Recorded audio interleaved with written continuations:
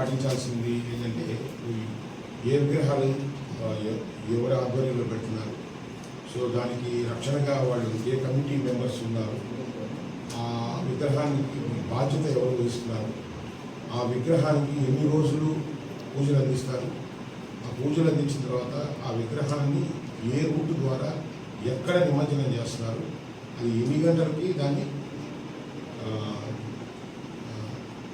ఆ రోజు లిఫ్ట్ చేస్తారు, సో దానికి సంబంధించి ఎంతమంది దాంట్లో పాల్గొన్నారు, సో ఏ బాధ్యతతో అయితే ఆ విగ్రహాన్ని పెట్టి ఆ విగ్రహం యొక్క భయభక్తులతో ఒక ఇష్టనియమాలతో పూజలు చేసి దాన్ని అదే గౌరవంతో నిమజ్జనం చేసే వరకు కూడా ఎవరైతే పెట్టారో వాళ్ళు ఖచ్చితంగా వాళ్ళే ఆ రక్షణకు సంబంధించి బాధ్యత తీసుకోవాలి. ఈ ఇన్ఫర్మేషన్ అంతా కూడా ఫిల్ చేసిన మాత్రమే దీని మీద పర్మిషన్ అనేది కంపల్సరీగా ఉండాలి. పర్మిషన్ లేకుండా విగ్రహం పెట్టడం అనేది వాళ్ళ మీద డెఫినెట్గా చర్య తీసుకోవడం జరుగుతుంది. ప్రతి ఒక్కరు కూడా సాయంత్రం యాప్ ఒకటి లాంచ్ చేయాలనుకుంటున్నారు. అంతకుముందు అంటే పేపర్ మీద పర్మిషన్ తీసుకొని యాప్ ఒకటి పెట్టాలనుకుంటున్నాం. ఆ యాప్ ద్వారా మీరు అప్లికేషన్ అంటే మీరు ఫార్వర్డ్ చేసి దానికి సంబంధించి మైక్ పర్మిషన్స్ కానీ అన్నీ కూడా ఏ లొకాలిటీలో పెట్టుకుంటాం, ఆ లొకాలిటీ సెన్సిటివిటీ ఉంటుంది.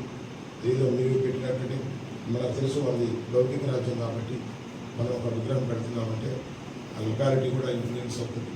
అట్లాగే గ్రామాల్లో గ్రూపులు ఉంటాయి, అలాగే వాళ్ళు వచ్చి ఒక పోటీ విగ్రహాలని విగ్రహ రాజకీయాలు చేసడం భక్తి శ్రద్ధలతో ప్రతి ఒక్కరు కూడా చేసుకొని పోలీసు సహకారం తీసుకొని పోలీసు పర్మిషన్ లేకుండా ఏ విగ్రహాలు పెట్టకూడదని, సో వీలైనంత వరకు తక్కువ టైం మాత్రమే పెట్టి త్వరగా అది నిమజ్జనం కంప్లీట్ చేసి అందరూ కూడా మంచి శాంతి పద్ధతులు బాగా ఉండేటట్టుగా చూసి ప్రశాంత వాతావరణంలో సబ్ డివిజన్లో ఉండే ఈ మొత్తం 12 మండల ప్రజలందరూ కూడా